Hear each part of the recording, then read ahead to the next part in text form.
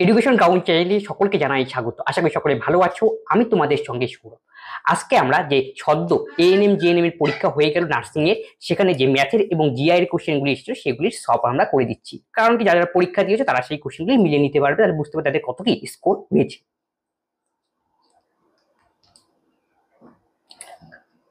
প্রথম অঙ্ক দেখো কি বলেছে, A plus one by A equal to 1 হলে এ কিউব প্লাস 1 এর মান কত। তার মানে আমি দেওয়া রয়েছে কি, আমি একটু পরিষ্কার করে লিখে দিচ্ছি, A plus 1 by A equal to 1, তাহলে এ কিউব প্লাস 1 এর মান কত। এই যে আমাদের ইকুয়েশনটা দেওয়া রয়েছে, একে আমরা সলভ করব।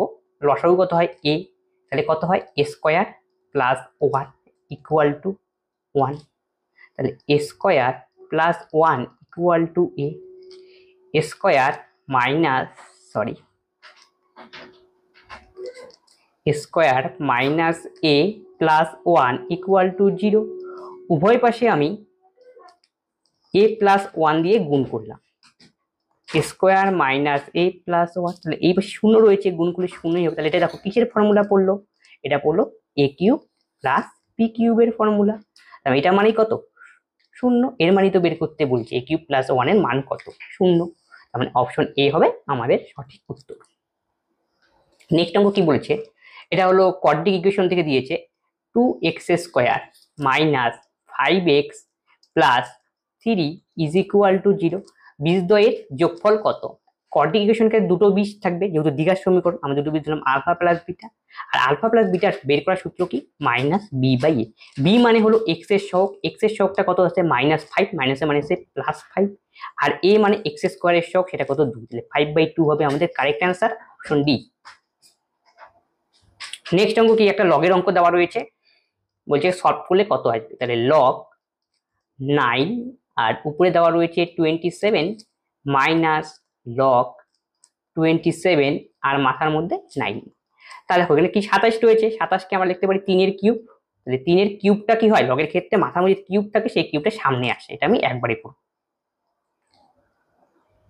3, আর নিচে কি 9। এখানে কি রয়েছে 9, 9 এর ক্ষেত্রে কি হয় 3 এর স্কোয়ার, তাহলে স্কোয়ারটা সামনে আসবে, আর লগ 3 27। এখানে রয়েছে 3, আর লগটাকে যদি আমরা উল্টে লিখি তখন কি হয়, এই যে বেস যাবে উপরে আর উপরটা নিচে নামবে, এইভাবে। এটা হলো লগের নিয়ম।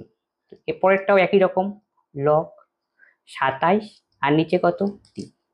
তাহলে দেখো এখানে কি রয়েছে 9, 9 মানে কি 3 এর স্কোয়ার। আমি এই ক্যালকুলেশনটা একটু এখানে করছি, তাহলে বুঝতে সুবিধা হবে। লগ 9 মানে কি জানি আমরা 3 এর স্কোয়ার আর নিচে 3, তাহলে 2টা কি পাওয়ার আকারে আছে, সেটা কি সামনে আসে লগের নিয়ম অনুযায়ী। তাহলে 1/log 3/3, আর যখন সেম থাকবে দুটো, এটাকে 1 হয় তখন। তাহলে নিচে কত আসবে 3, আর নিচে আমাদের কত আসলো 2, 3/2। একই রকম ভাবে মাইনাস উপরে যাবে কত 2, আর এখানে কত 3 এর কিউব, তাহলে কি হবে 3 এর 27 মানে কি 3 এর কিউব, তার মানে কিউবটা নিচে মান নিচে আসবে 2/3।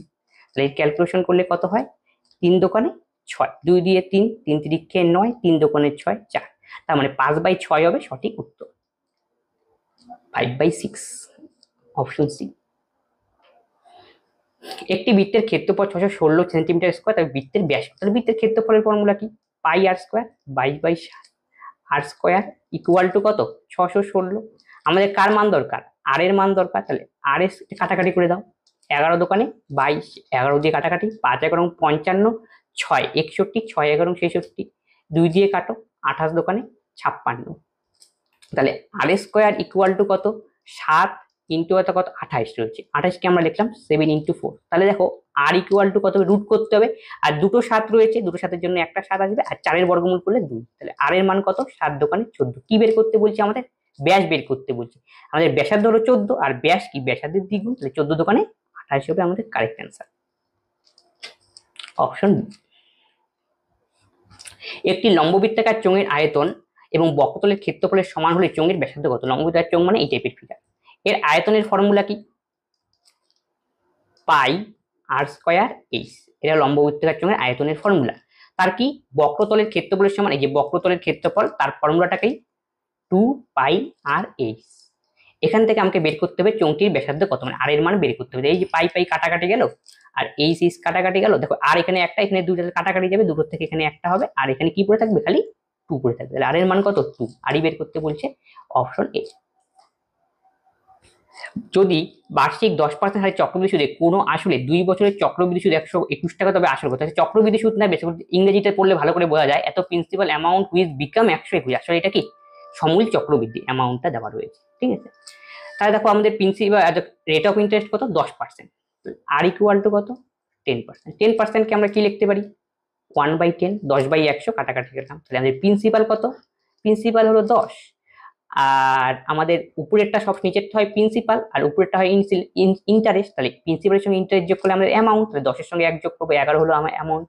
কয় বছরের কেস, চক্রবৃদ্ধি সুদে 2 বছরের কেস, তাহলে এটা স্কোয়ার করতে হবে, 10 স্কোয়ার 100 আর 11 স্কোয়ার 121। আমি কি বলেছে, চক্রবৃদ্ধি সুদ হবে সমূল চক্রবৃদ্ধি, আর সমূল চক্রবৃদ্ধি কত, 121, তার মানে 121 এর ভ্যালুই দেওয়া রয়েছে কত, 121, তাহলে 1 এর ভ্যালু কত হবে, একই হবে, কাটাকাটি গেল, আমাদের দরকার কি প্রিন্সিপাল বের করা, মানে 100 এর ভ্যালু কত, 100, অপশন ডি।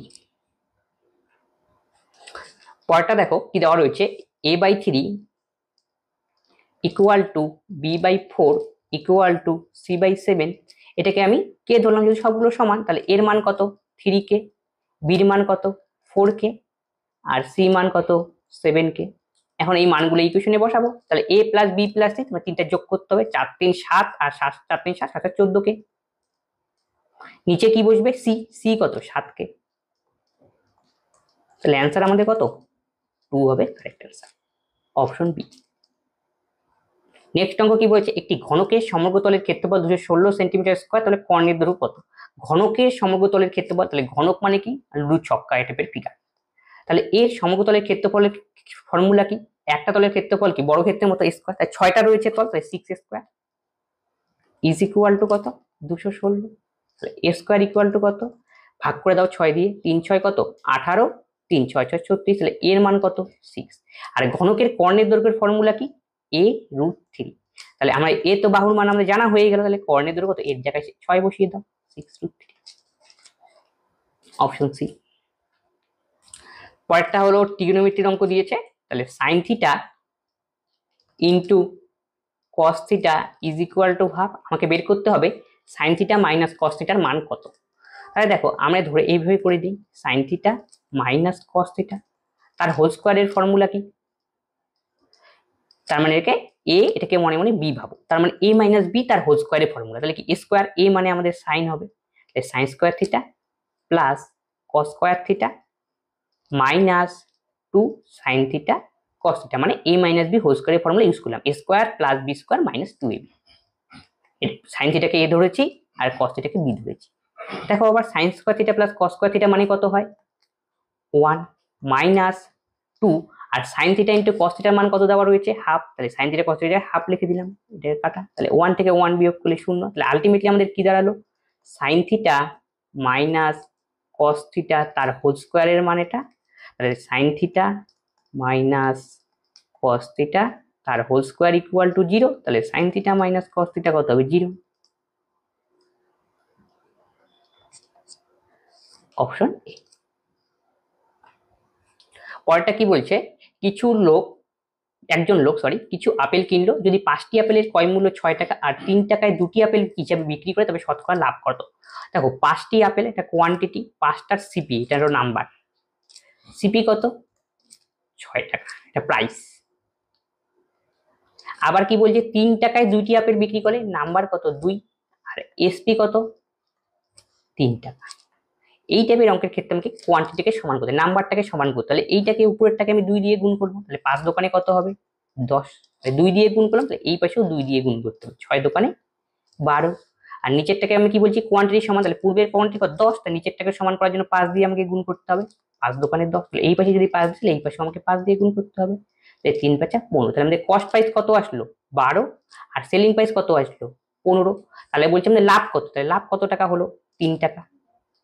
আমরা লাভের হার কার উপরে বের করি, ক্রয় মূল্যের উপরে, ক্রয় মূল্য ইন্টু 12 আমাদের, তাই নিচে দিলাম ইন্টু 3 4 12, 4 25 100, তাহলে 25% হবে আমাদের সঠিক উত্তর, অপশন সি। পরেরটা জিআই এর কোশ্চেন, ইন্ডিয়া ইস্টু যদি দিল্লি হয় তাহলে বাংলাদেশ কি? ইন্ডিয়ার ক্যাপিটাল কে তো দিল্লি, ভারতের রাজধানী দিল্লি, তাহলে বাংলাদেশের রাজধানী কত হবে? ঢাকা। পরেরটা দেখো প্যাটার্ন কিভাবে চলছে, 2 স্কোয়ার তারপরে 1, তারপরে দেখো 2 এর পরে আসলো কত? 3, 4, তারপরে আসবে কত? 5 স্কোয়ার, তাহলে 1 2 3 প্লাস 4 হবে, তাহলে এখানে 5 square plus 4, option A. Find out the odd, মানে অডটা বের করতে হবে। এটা দেখো 6 স্কোয়ার সবগুলো বর্গওয়ালা সংখ্যা, 11 স্কোয়ার, এটা কত? 8 স্কোয়ার, 13 তো কোনো সংখ্যার বর্গ নেই, এইটাই হবে আমাদের সঠিক উত্তর প্রশ্ন অনুযায়ী। পরেরটা দেখো প্যাটার্ন কিভাবে চলছে, দেখো 2 আর 5 যোগ করলে 7, 12 আর 8 যোগ করলে 20, তাহলে 11 3 যোগ করলে তাহলে কত হবে? 14। পরেরটা ত্রিভুজের অঙ্ক, ত্রিভুজ, এটাও জিআই এর। 6 7 কত? 42, এটার সঙ্গে গুণ আর এটা যোগ, তাহলে 45, 6 7 42 আর 3 যোগ করলে 45, তাহলে 4 5 20, তার সঙ্গে 6 যোগ করে 26, তাহলে 3 7 কত? 21, তার সঙ্গে 8 যোগ করবো, 21 আর 8 29, অপশন সি হবে কারেক্ট অ্যান্সার। এই ছিল কি ম্যাথ আর জিআই এর সলিউশন। সিলেকশন ডিটেলসে কি সলিউশনগুলি করে দিলাম, আর যারা যারা পরীক্ষা দিয়েছে তাদের মধ্যে কি অ্যান্সার মিলিয়ে নিও, তাহলে বুঝতে পারো তোমাদের কতগুলি কি ঠিক হয়েছে। তবে আজকে ক্লাস আমরা এখানেই শেষ করছি, পরদিন এগুলোতে আবার দেখা হচ্ছে। ধন্যবাদ।